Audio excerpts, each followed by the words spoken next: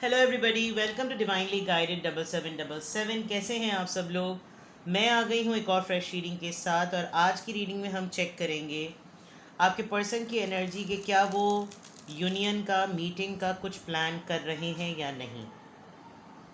क्या वो आपसे मिलना चाहते हैं, दोबारा मिलना चाहते हैं, क्या वो आपके साथ वापस आना चाहते हैं। कोई भी ऐसा सिनेरियो जिसमें आप लोगों के रिलेशनशिप में प्रोग्रेशन हो, इसके मुतालिक हम जानेंगे।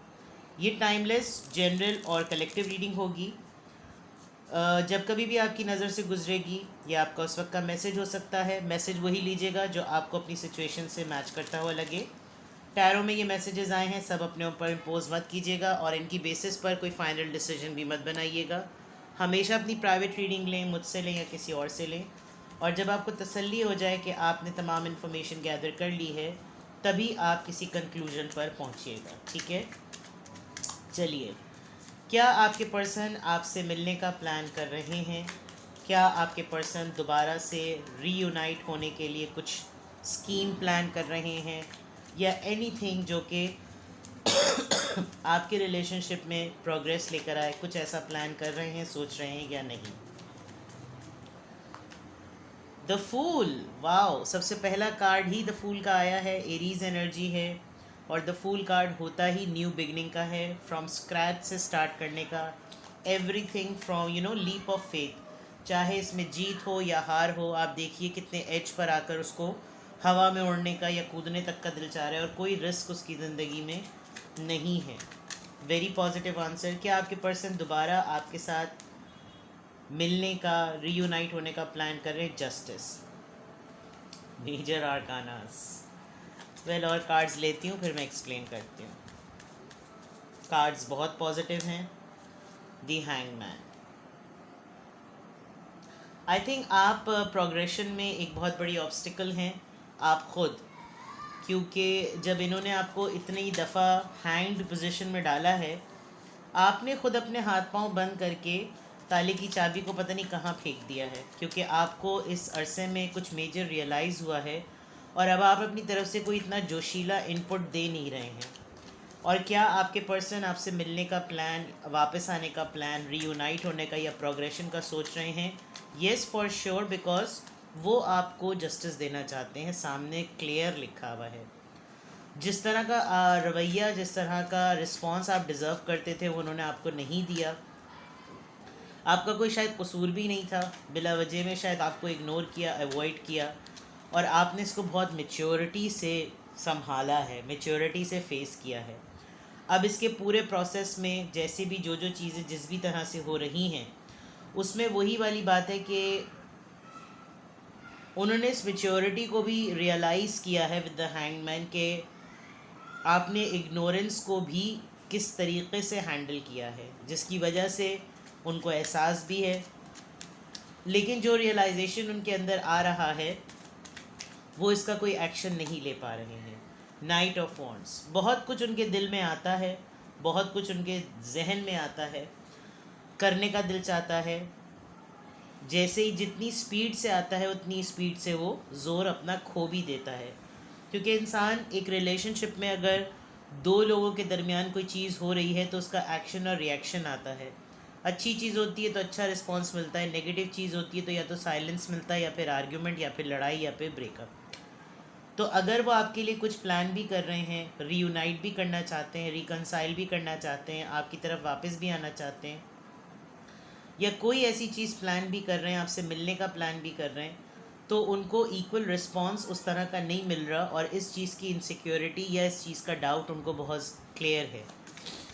Let's see more, give me more messages. क्या मेरे व्यूअर के पार्टनर कुछ प्लान कर रहे हैं, उनसे दोबारा मिलने का प्लान कर रहे हैं? थ्री ऑफ पेंटिकल्स, किसी दोस्त का सहारा लेंगे, पार्टनरशिप चाहते हैं वो दोबारा आपसे। उनको, उन्होंने देखा है कि आप किस तरीके से अकेले बहुत पुरुम्मीद हो गए किसी एक चीज़ के ऊपर, अपने ही पेंटिकल के ऊपर, अपनी ही एफर्ट के ऊपर पूरी नज़र डाल रहे थे, और दूसरी बाकी चीज़ों को संभाल रहे थे, जो कि आपके पर्सन की और कोई थर्ड पार्टी सिचुएशन हो सकती है उसकी हो। और दोनों खड़े किस तरीके से तमाशा देख रहे थे कि कैसे सब कुछ बह रहा है, ज़ाया हो रहा है, वेस्ट हो रहा है, लेकिन आप अपनी जगह अड़े हुए थे।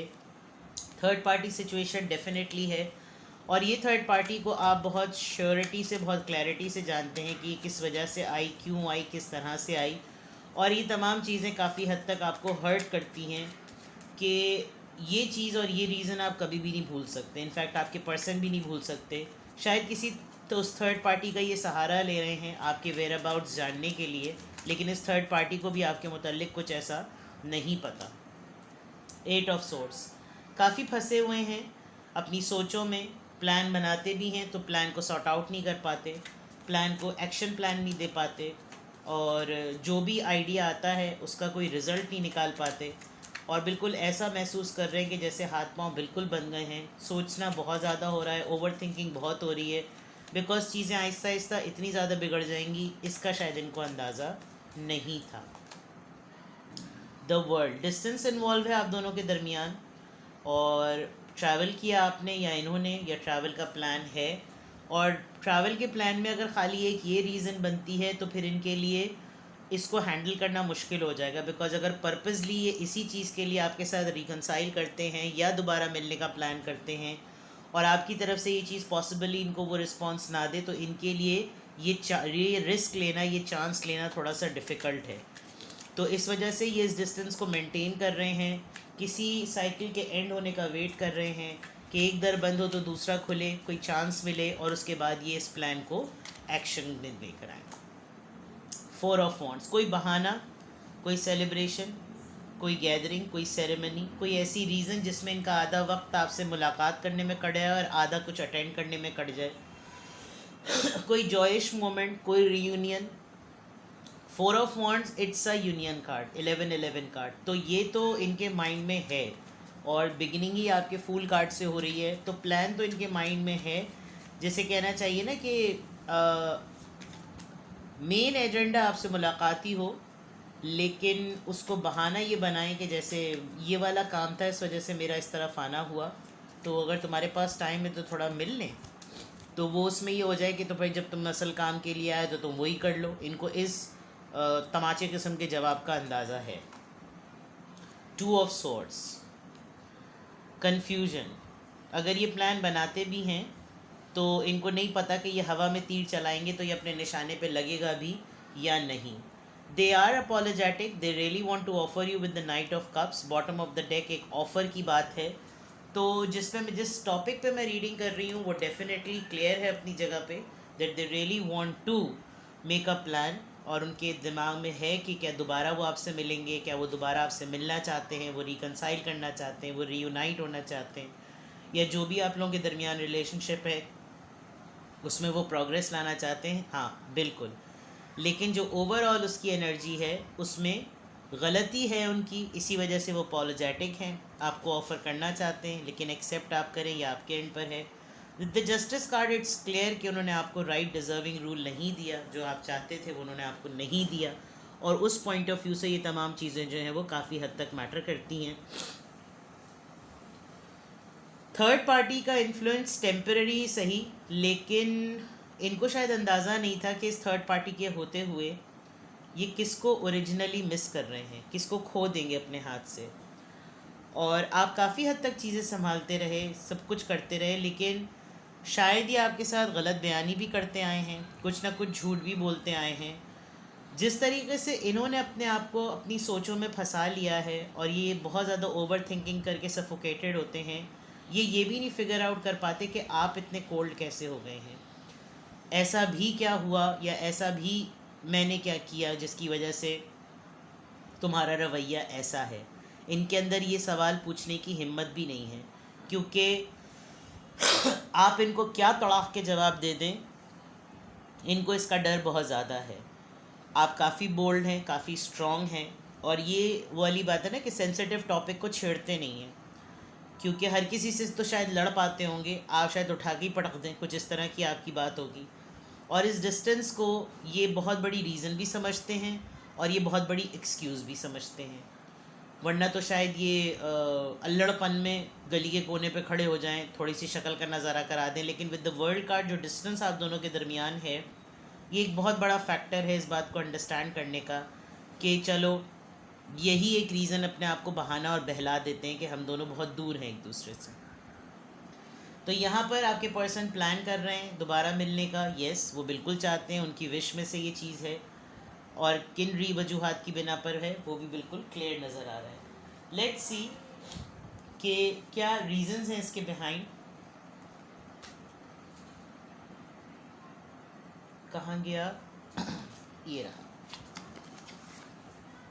क्या थॉट प्रोसेस है इस पूरे जेस्चर में,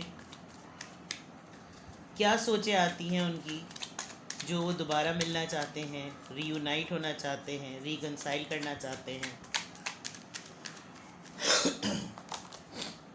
अंडरस्टैंडिंग, फ्लावरिंग,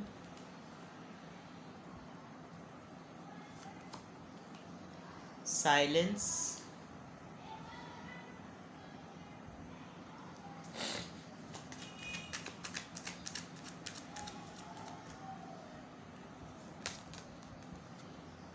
स्किज़ोफ्रेनिया।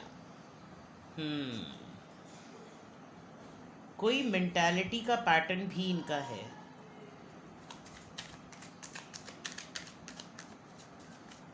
इनको आजकल पास्ट बहुत ज़्यादा ट्रिगर कर रहा है, द माइजर, यस। बहुत मैनिपुलेशन करते हैं ये, और बहुत सारी चीज़ें प्लान कर रहे हैं ये अपने माइंड में ही, और अपने आप को बड़ा वनरेबल और बहुत ही विक्टिम इन्होंने पोर्ट्रे किया हुआ है अपनी सोचों में। बट इनको मालूम है कि अगर ये प्रैक्टिकल वर्ल्ड में वापस जब आएंगे तो इनकी काफ़ी हद तक हकीकत खुलेगी, बिकॉज़ इनकी अपनी दुनिया की सोचें, इनके अपनी दुनिया के ख्याली पुलाव इनको मासूम भी बना सकते हैं और वनरेबल भी बना सकते हैं। लेकिन जो एक्चुअली इन्होंने किया है, और उस पॉइंट ऑफ व्यू से आपके साथ जो इनका ब्लेंड नहीं हो सकता, वो इसलिए नहीं हो सकता क्योंकि आपकी एक अपनी रीज़न है, आपके पास अपने एक्सक्यूज़ेज़ हैं, और आपके पास अपने बहुत ही स्ट्रॉन्ग पॉइंट्स हैं जिस पे आप ये क्लेम कर सकते हैं कि इन्होंने आपके साथ जिस तरह का रवैया रखा है, थर्ड पार्टी की वजह से, राइट डिज़र्विंग रूल नहीं दिया आपको, सफोकेटेड रखा, सोचों में इंगेज रख दिया, खुद ही समझो, खुद ही भुगतो, खुद ही करो, खुद ही सब कुछ, उसमें एक तरीके से इन्होंने कहीं ना कहीं आपकी हेल्प यूँ कर दी कि सिखा दिया कि अकेले रहो, और आपके लिए आपने इस बात को समझा क्योंकि आपने इनके पॉइंट को समझा। ये जो अंडरस्टैंडिंग का कार्ड आया है, ये आज़ाद होना चाहते थे। इनको शायद कीड़ा काट रहा था कोई, माजरत के साथ, कि इनको अंदाज़ा नहीं था कि एक अच्छा इंसान इनकी ज़िंदगी में है, और बिला वजह का उसके साथ इनको कुछ कीड़ा काट रहा था, जिन्होंने कहा कि मैं तो आज़ाद हूँ और मैंने तो कोई पाबंद नहीं किया वो, और ये फिलाते तो ढमक तो ये बातें, और छोड़ दो मुझे और दूर हो जाओ, और ये और बड़े डायलॉग मारे होंगे उन्होंने। आपने कहा दूर फिट्टे मुँह निकल यहाँ से, चल अपनी कर। और आपने जैसे ही इनसे डिस्टेंस मेंटेन किया, आप लिटरली अपने ऊपर काम करना शुरू हो गए with the flowering card, because this is nothing to sugar coat it, ये क्लियर नज़र आ रहा है।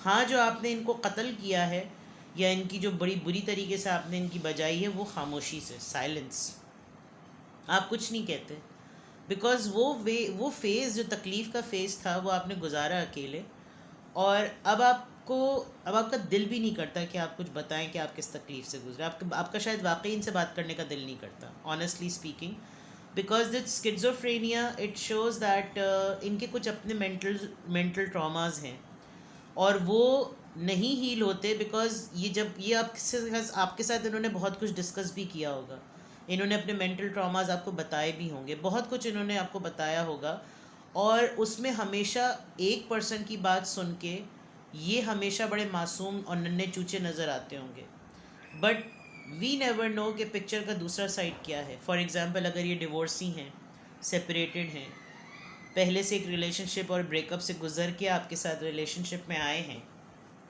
या एक्स्ट्रा मैरिटल अफेयर पार्टनर हैं, या ये बिल्कुल ही निरे कोरे हैं, तो उसके बावजूद भी किसी न किसी का एक पास्ट बैगेज ज़रूर होता है, और वो पास्ट बैगेज यहाँ पर इनकी मेंटालिटी को रिफ़्लेक्ट कर रहा है।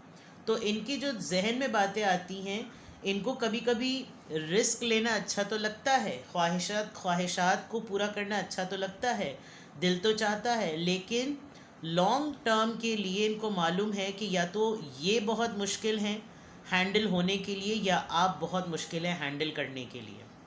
आप अपने अंदर एक स्ट्रॉन्ग पर्सनालिटी हैं जिसकी वजह से इनको होता है कि शायद मैं इसको संभाल ना पाऊँ, बिकॉज मैं अगर तारीफ़ें करने पर आऊँ तो कितने दिन तक कर लूँ, एक दिन 2 दिन 3 दिन, एंड में तो फिर मैंने अपनी औकात पे ही आ जाना है।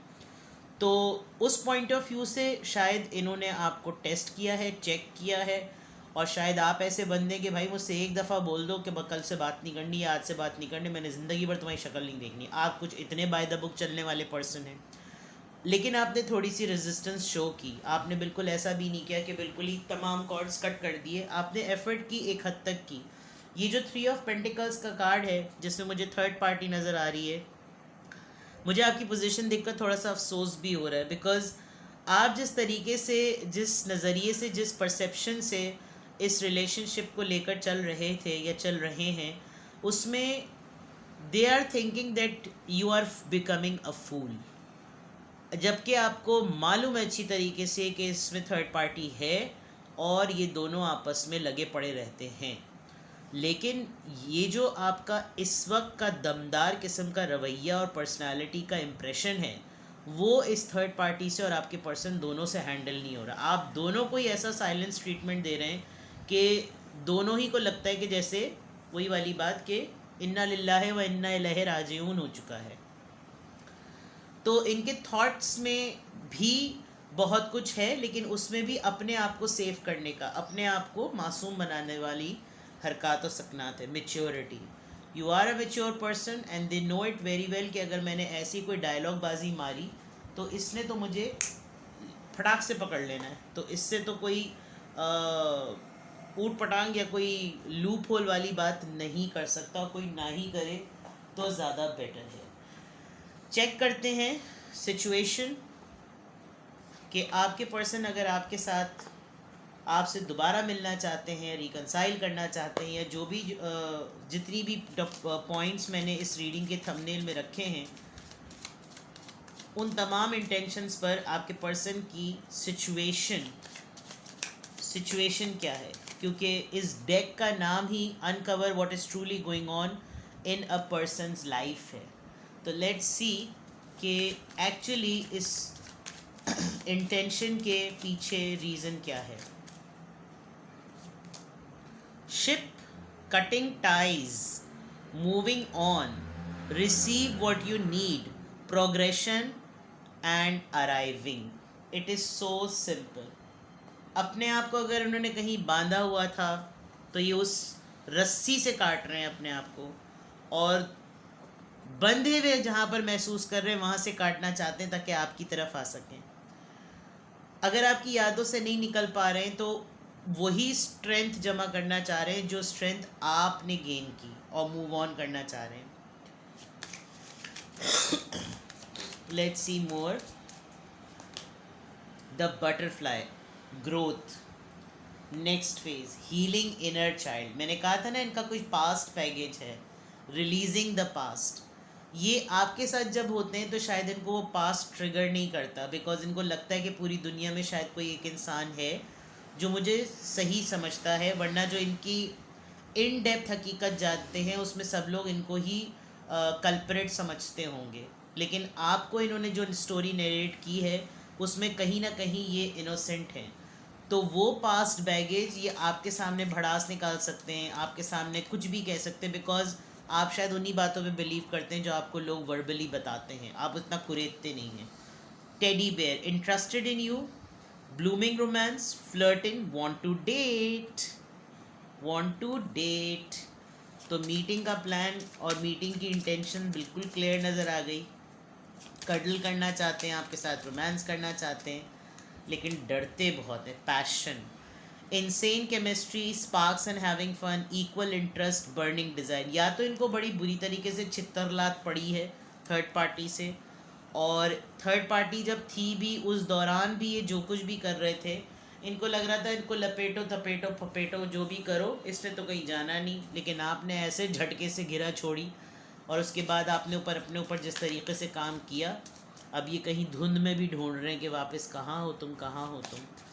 तो वो पैशन और वो जो स्पार्क है वो फूटे पड़ रहा है इनके अंदर, और इनको लग रहा है कि यार दिस दैट वाज वो जो बॉन्ड था वो तो बंदी या तो बंदा ही कोई अलग था, यानी इस तरह की चीज़ें। और फिर एक होता है ना आदमी को रिग्रेट फील होता है, तो वो रिग्रेट सामने नज़र आ रहा है। Last card from this deck, the chaser, fear of abandonment, chasing को डिपेंडेंसीज। आपके पीछे भी आना चाह रहे हैं, भागना भी चाह रहे हैं। इनको लगता है कि डिपेंडेंट भी हो जाऊंगा, को डिपेंडेंट भी हो जाऊंगा, और पीछे जाऊं भी और वापस आ जाऊं, पता नहीं पाँव पाँव कहाँ मारूं, कहाँ पे पड़े, क्या हो। और धोखा मिलने का फियर इतना ज़्यादा है, यानी झाड़ झाड़ पीने का, कि आप इनको झाड़ देंगे बुरी तरीके से, उसका फियर इतना ज़्यादा है, जिसकी वजह से ये वो अपने इस प्लान को एक्शन में नहीं लेकर आ।